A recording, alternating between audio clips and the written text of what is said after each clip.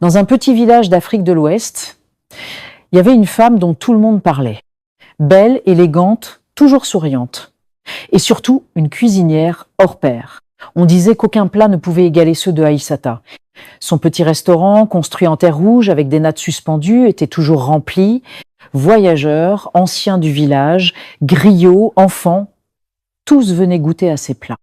Le riz parfumé, les sauces onctueuses, les beignets dorés, tout semblait avoir un goût presque magique. On disait même que certains venaient de villages lointains uniquement pour déguster ces mets. Mais ce que personne ne savait, c'est qu'Aïssata cachait un secret enfoui sous les marmites fumantes, un secret que personne ne devait découvrir. Certains disaient que chaque nuit, bien après le départ des clients, elle préparait des choses étranges, seule, dans sa cuisine. D'autres racontaient qu'avant de servir ses plats, elle glissait quelque chose au fond de chaque assiette. Mais personne n'osait poser de questions, car tout le monde l'aimait ou la craignait.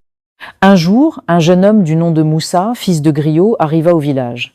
Curieux de nature, il entendit parler d'Aïssata et de sa cuisine légendaire. Mais les vieux du village l'avertirent. « Mange si tu le veux, mais souviens-toi, il ne faut jamais retourner la feuille de bananier sous le plat. » Intrigué, Moussa décida d'aller lui-même découvrir ce mystère. Dès qu'il entra dans le petit restaurant, un parfum enivrant le saisit. Aïssata l'accueillit, le regard profond, un sourire énigmatique aux lèvres. « Sois le bienvenu, voyageur. Ici, tu goûteras ce que ton cœur désire. » Moussa s'installa. Le plat arriva. Un grand bol de riz parfumé, recouvert d'une feuille de bananier. Le goût était incroyable. Jamais il n'avait mangé un tel plat. Chaque bouchée semblait éveiller des souvenirs enfouis, des émotions profondes. Mais quelque chose le troublait, le regard d'Aïssata posé sur lui, presque insistant. Les jours passèrent, Moussa revenait encore et encore, comme ensorcelé, mais plus il mangeait, plus il se sentait changé. Ses nuits étaient agitées, des rêves étranges, des murmures dans le vent. Un soir de pleine lune, il décida de percer le mystère. Il attendit la fermeture du restaurant. Silencieusement, il se glissa près de la cuisine. Et là, il vit Aïssata, debout devant ses marmites, chantonnant de vieilles incantations. Ses mains tremblaient légèrement. Et sous les plats, elle glissait de petits sachets noués, faits de tissus anciens.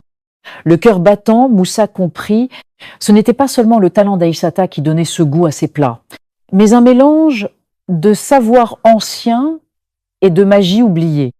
Le lendemain, il décida de la confronter. « Aïssata, pourquoi caches-tu ces sachets sous les plats ?» Elle le regarda longuement. Son sourire disparut. « Tu ne comprends pas, Moussa ? Ici, les gens viennent manger pour oublier leurs peines, leurs douleurs, leurs regrets. Je ne leur donne pas seulement à manger, je leur donne le répit qu'ils cherchent.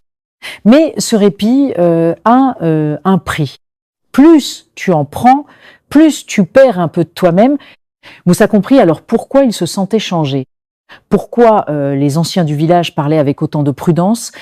Ce jour-là, il partit. Mais avant de partir, il laissa ce message.